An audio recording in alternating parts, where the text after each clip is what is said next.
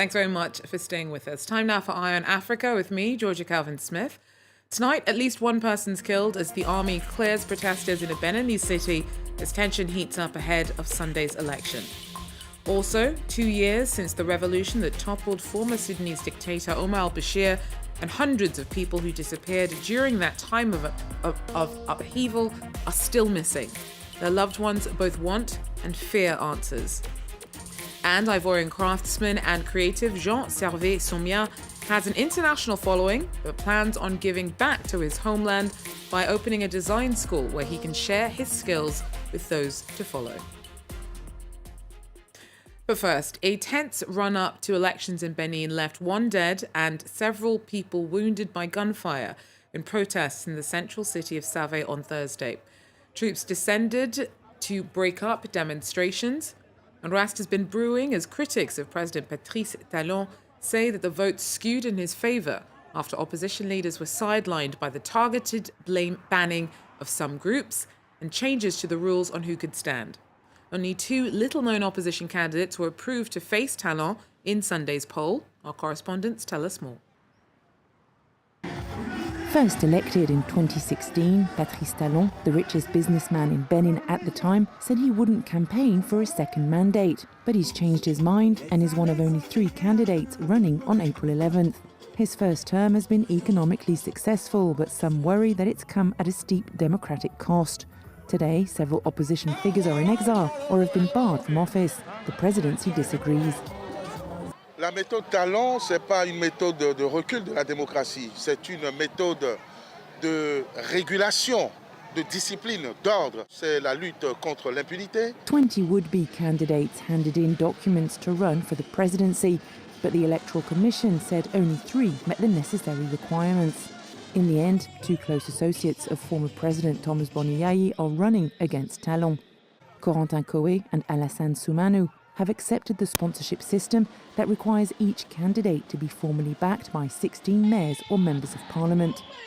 Most would-be opposition candidates accuse them of propping up unfair elections. Pour un processus démocratique comme le nôtre, il faut absolument la présence d'une force de l'opposition. Donc, ça a été âprement discuté et nous l'avons eu. For the first time in 30 years, there are no opposition heavyweights in the race. They were also absent during the last legislative elections after failing to meet all the conditions to participate.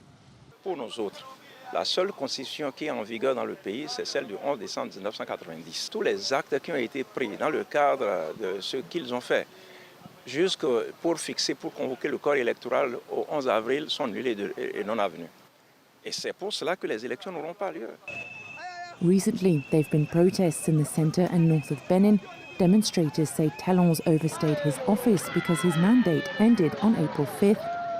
The unrest adds to political tensions that were already high following the attempted assassination of Ganyu Soglo, another disqualified presidential candidate, and the arrest of Rekia Madugu, a rejected Democratic candidate.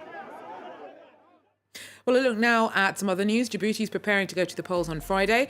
President Ismail Omar Guelleh, who has been in power for 22 years, is facing political newcomer Zakaria Ismail Farah. The country's main opposition party decided to boycott the election, and Farah is not expected to pose much of a threat to Guelleh's bid for a 5th term. The country is a strategic point between Africa and the Arabian Peninsula, and Guelleh has invested heavily in ports and logistics infrastructure. However, crackdowns on dissent and press freedoms have led to criticism from rights groups. A Kenyan judge has ruled against the closure of some of the world's biggest refugee camps. Last month, the government gave the UN just a fortnight to come up with a plan to shut Kakuma and Dadaab, which together host more than 410,000 people. Thursday's ruling blocks their closure for 30 days, but the case will return to the courtroom within a month. The death toll from days of clashes in Sudan's West Darfur state has risen to 132. Members of the Masalit and Arab communities have been fighting around the city of El Geneina since Saturday, and a state of emergency was declared in the region.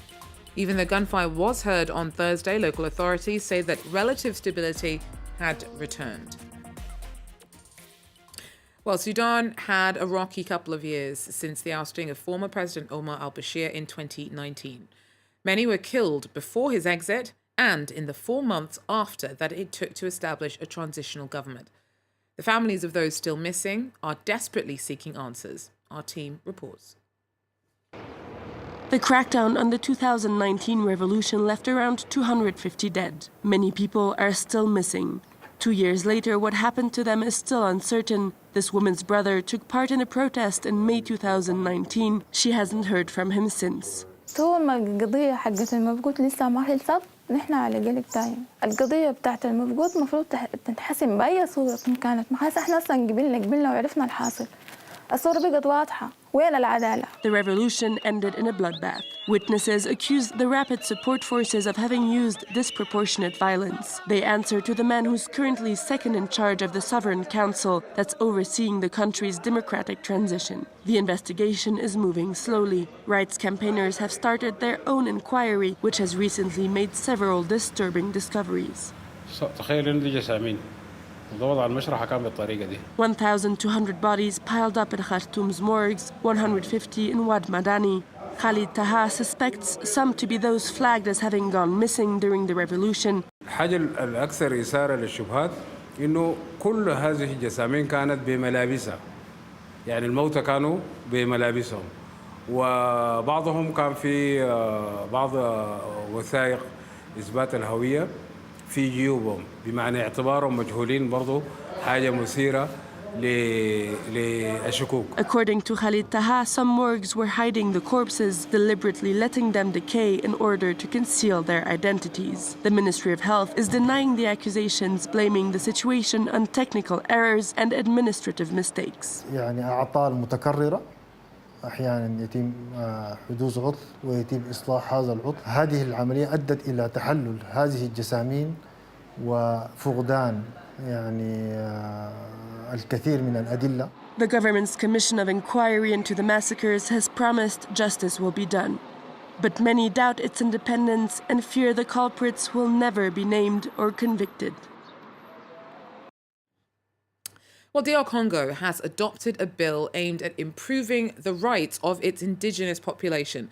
It could see the long marginalized pygmies benefit from special consideration in education, healthcare, and politics. Clément Bonnereau with more. It's a victory for DR Congo's pygmies, who make up around 1% of the country's 80 million inhabitants. After 10 years of struggle, their rights are finally getting recognized. Pygmies face discrimination on a daily basis in DR Congo, especially in the labour market and in politics, where they have struggled to elect representatives.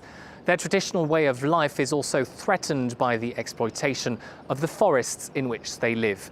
The new law aims to address all of these problems through very concrete measures, which include making primary and secondary education free for all pygmies, as well as recognising their right to own land and benefit from its resources.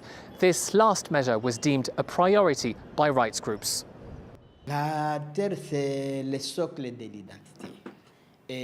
Land lies at the heart of our identity, and without laws to protect our land, pygmies will become extinct within the next 10, 20, 30 or 50 years.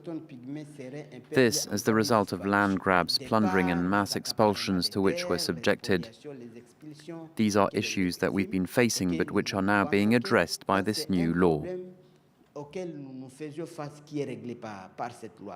The bill still has to go through the Senate for a second reading before being formally approved by President Felix Tshisekedi. It remains to be seen whether it will actually be implemented. A special fund for the protection of pygmies will be set up to help finance it. But in the DRC, many laws remain unimplemented due to a lack of sustainable funding. Well, Jean-Servais Somian is an Ivorian designer, cabinet maker, and sculptor. He transformed abandoned materials found on beaches into original furniture and art. His creations are on display in Grand Bassam in Ivory Coast, but he says that he's keen on passing on his skills to the generation to come. Our Celia Caracena and Harold Girard went to meet him in Paris.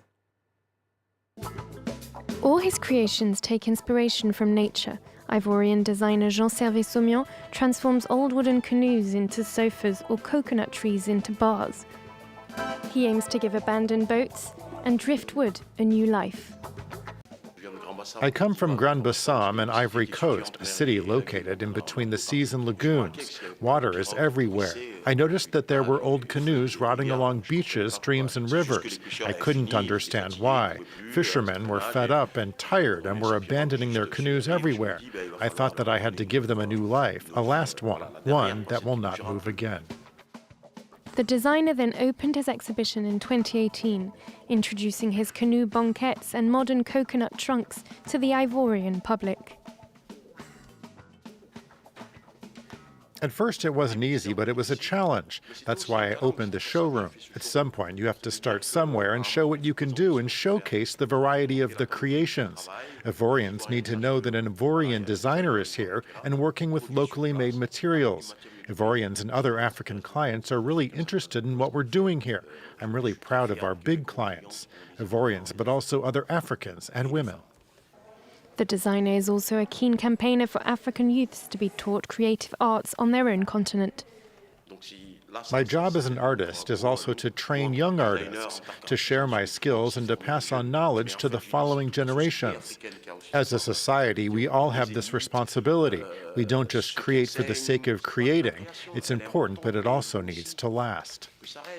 Jean-Servais Somian's work has already been exhibited internationally in Cologne, Paris, Algiers and Dakar, but the next step is to open a design school in Ivory Coast so that his local craftsmanship can also live on at home.